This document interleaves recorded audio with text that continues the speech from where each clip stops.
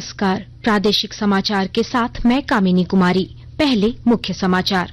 मुख्यमंत्री ने नवनियुक्त सहायक लोक अभियोजकों को सौंपा नियुक्ति पत्र। कहा, न्यायालयों में लंबित मामलों की संख्या बढ़ने से कैदियों की बढ़ रही है संख्या। रांची में सेना की जमीन फर्जीवाड़ा मामले में ईडी ने तेज की जांच। जयंत कर्नाड ने ईडी के समक्ष दर्ज कराया बयान। केंद्रीय मंत्री स्मृति ईरानी ने कहा, सरकार लघु आंगनवाड़ी केंद्रों को पूर्ण रूप से आंगनवाड़ी केंद्रों में उन्नत करने का तेजी से कर रही है काम। और राजधानी रांची समेत राज्य भर में गर्मी से राहत के आसार नहीं। ज्यादातर जिलों में तापमान 40 डिग्री के पार पहुंचा। और अब समाचार विस्तार से। झारखंड अभियोजन सेवा के 107 नवनियुक्त सहायक लोक अभियोजकों को आज नियुक्ति पत्र सौंपा गया। रांची के प्रोजेक्ट भवन सभागार में आयोजित नियुक्ति पत्र वितरण समारोह में मुख्यमंत्री ने सांकेतिक तौर पर 10 सहायक लोक अभियोजकों को नियुक्ति पत्र सौंपा। इस दौरान मुख्यमंत्री ने कहा कि न्यायालय के भीतर हो या बाहर न्याय की उम्मीद लगाए आमजन को उचित और समयबद्ध न्याय मिलना चाहिए। श्री सोरेन ने कहा कि बड़ी संख्या में वादों के लंबित रहने के कारण जेलों में कैदियों का भार बढ़ रहा है, जिसे कम करने की आवश्यकता है। राज्य के अंदर आम जनों को न्याय दिला पाए, कानून संबंधित विषयों की आपको जानकारी है। वर्तमान समय में हमारे न्यायपालिका के अंदर कई सारे केसेस पेंडिंग होने की वजह से इन जेलों के अंदर कैदियों की संख्या बढ़ना, और ये संकेत न राज्य के लिए है बेहतर है, न देश के लिए बेहतर है कि जो लोग बेगुनाह जेल के अंदर रहते हैं, सजा बिना घटना के सजा भुगत रहे हों, उनकी क्या मनोदशा होगी। तो इसलिए ये एक बहुत महत्वपूर्ण क्षेत्र में आप लोग अपना योगदान देने जा रहे हैं। मुख्यमंत्री हेमंत सोरेन ने आज झारखंड मेडिको सिटी की स्थापना को लेकर अधिकारियों के साथ उच्च स्तरीय बैठक की। इस मौके पर उन्होंने झारखंड मेडिको सिटी की consultancy agency Ernst and Young के प्रेजेंटेशन को देखा और कई अहम निर्देश दिए। उन्होंने कहा कि कांके प्रखंड स्थित रिंगपास की जमीन पर पीपीपी मॉडल पर झारखंड मेडिको सिटी का स्थापना प्रस्तावित है। ऐसे में जमीन का उचित इस्तेमाल हो। श्री सोरेन ने कहा कि निवेशकों को उनकी जरूरत के हिसाब से अस्पताल निर्माण के लिए जमीन दी जाए, इसका विशेष तौर पर ख्याल रखें। मुख्यमंत्री हेमंत सोरेन कल पतरातू डैम के नजदीक बने वीआईपी गेस्ट हाउस पर्यटन विहार का उद्घाटन करेंगे। इस मौके पर पर्यटन निदेशालय द्वारा आयोजित फोटोग्राफी और वीडियोग्राफी प्रतियोगिता के विजेताओं को पुरस्कृत भी करेंगे।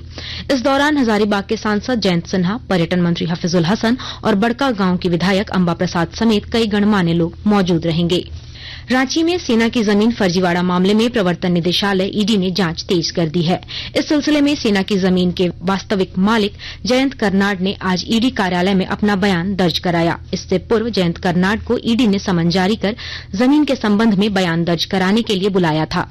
सेना की जिस जमीन को रांची के पूर्व उपायुक्त और निलंबित आईएएस अधिकारी छवि रंजन, व्यवसायी अमित अग्रवाल, प्रेम प्रकाश और अफसर अली जैसे लोगों ने फर्जी कागजातों के आधार पर बेच दिया था, जयंत कर्नाड के पूर्वजों ने ही लीज पर सेना को जमीन दी थी। इसके एवज में उन्हें जमीन का किराया मिलता था। पूर्व कमिश्नर नितिन मदन कुलकर्णी की रिपोर्ट के अनुसार रांची में बरियातू के सेना की 4 एकड़ 5-5 एकड़ की जमीन के खतियानी रैयत प्रमोद नाथ दास गुप्ता की इकलौती बेटी सरस्वती दास गुप्ता थीं। राष्ट्रीय अनुसूचित जनजाति आयोग के सदस्य अनंत कुमार नायक ने सिमडेगा में जनप्रतिनिधियों के साथ बैठक कर जनजातियों की स्थिति की जानकारी ली। इस दौरान उन्होंने अनुसूचित जनजाति से संबंधित नियमावली की जानकारी दी। श्री नायक ने जनप्रतिनिधियों एवं सुदूरवर्ती क्षेत्रों से आए लोगों के आवेदन पत्र स्वीकार करते हुए मामलों के निष्पादन का आश्वासन दिया। बैठक में अन्य लोगों के अलावा कोलेविरा विधायक नमन विक्सल कुंगाड़ी भी मौजूद थे। केंद्रीय स्वास्थ्य मंत्रालय ने प्रशिक्षण की ऑनलाइन प्रणाली सक्षम शुरू की है। इसका शुभारंभ केंद्रीय स्वास्थ्य सचिव राजेश भूषण ने किया। इसका उद्देश्य स्वास्थ्य प्रबंधन के लिए उन्नत जानकारी को बढ़ावा देना है। सक्षम प्लेटफॉर्म के तहत देश के सभी स्वास्थ्य पेशेवरों को ऑनलाइन प्रशिक्षण और चिकित्सा शिक्षा उपलब्ध कराई जाती है। केंद्रीय स्वास्थ्य मंत्रालय के अनुसार यह डिजिटल प्लेटफॉर्म स्वास्थ्य पेशेवरों का समावेशी क्षमता निर्माण सुनिश्चित करेगा। इस समय सक्षम से 2000 जन स्वास्थ्य पाठ्यक्रम और 100 नैदानिक पाठ्यक्रम उपलब्ध कराए जा रहे हैं। इन पाठ्यक्रमों के लिए imis.nihfw.ac.in पर पंजीकरण कराया जा सकता है और अपेक्षित प्रशिक्षण प्राप्त करने के बाद प्रमाण पत्र लिया जा सकता है।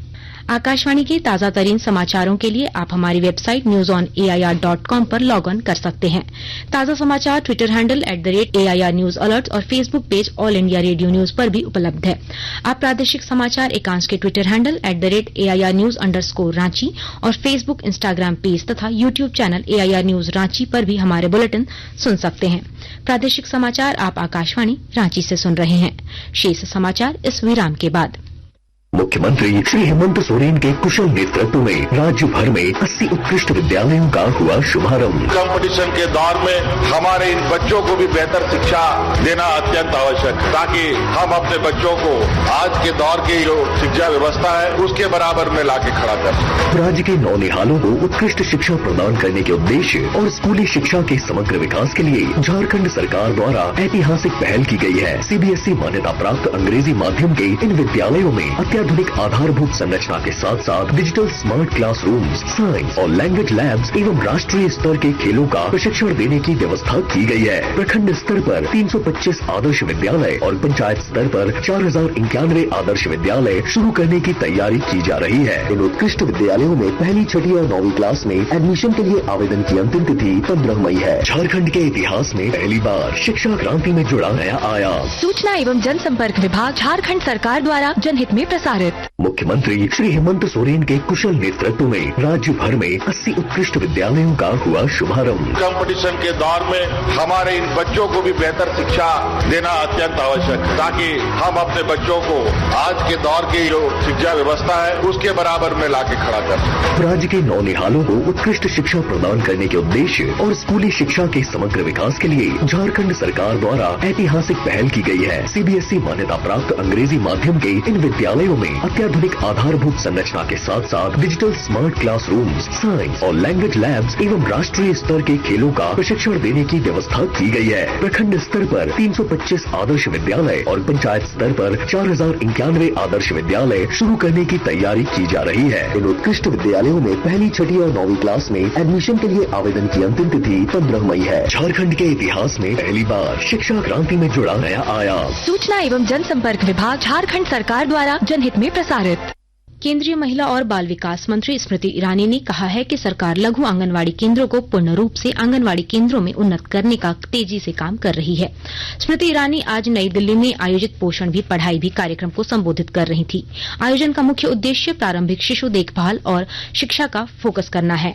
देश भर में फिलहाल 1,17,000 लघु आंगनवाड़ी केंद्र हैं। राष्ट्रीय शिक्षा नीति 2020 के दिशा निर्देशों के अनुसार पोषण भी पढ़ाई भी पर विशेष ध्यान देना है। केंद्र सरकार देश के भविष्य की पीढ़ियों को मजबूत बनाने के लक्ष्य पर काम कर रही है। पोषण भी पढ़ाई भी के अंतर्गत प्रत्येक शिशु को प्रतिदिन कम से कम 2 घंटे की अधिक गुणवत्ता के स्कूल पूर्व निर्देश दिए जाएंगे। इस विजन को पूरा करने के लिए आंगनवाड़ी केंद्रों को उच्च गुणवत्ता के ढांचे, खेल उपकरण और प्रशिक्षित आंगनवाड़ी कार्यकर्ताओं और शिक्षकों की मदद से मजबूत बनाना है। गढ़वा जिले में स्वच्छता पखवाड़ा के तहत विभिन्न स्तरों पर लोगों को स्वच्छता के प्रति जागरूक किया जा रहा है। विस्तृत ब्यौरे के साथ हमारे संवाददाता। स्वच्छता पखवाड़ा कार्यक्रम में पहली बार लोगों को गांव और टोला स्तर पर पहुंचकर उन्हें स्वच्छता के प्रति इतनी गंभीरता से जागरूक किया जा रहा है।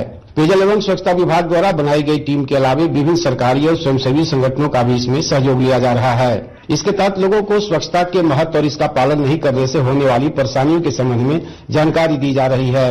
इसमें स्वच्छता के अभाव में होने वाली बीमारियों के विषय में भी लोगों को विस्तार से जानकारी दी जा रही है। गांव स्तर पर ठोस और तरल कचरा का प्रबंधन, जल संरक्षण, पेयजल का उचित उपयोग, जल गुणवत्ता परीक्षण आदि पर ग्रामीणों को जागरूक किया जा रहा है। स्वच्छता पखवाड़ा के सफल होने के बाद इसकी तस्वीर जो है गांव स्तर पर बदलती हुई दिखेगी। यह कार्यक्रम 15 मई तक लगातार चलाया जाएगा। विनोद कुमार पाठक, आकाशवाणी समाचार, गढ़वा। और अब खेल समाचार। आईपीएल क्रिकेट में आज शाम चेन्नई सुपर किंग्स का मुकाबला दिल्ली कैपिटल्स से होगा। मैच चेन्नई के एमए चिदंबरम स्टेडियम में शाम 7:30 बजे से खेला जाएगा। वहीं कल खेले गए एक अन्य मैच में मुंबई इंडियंस ने रॉयल चैलेंजर्स बैंगलोर को 6 विकेट से पराजित कर दिया। राजधानी रांची समेत राज्य के लोगों को फिलहाल गर्मी से राहत मिलने की उम्मीद कम है। रांची स्थित मौसम विज्ञान केंद्र के अनुसार बंगाल की खाड़ी में बन रहे चक्रवातीय तूफान मोचा के बावजूद अगले 3-4 दिनों के दौरान राज्य में बारिश होने की उम्मीद नहीं है।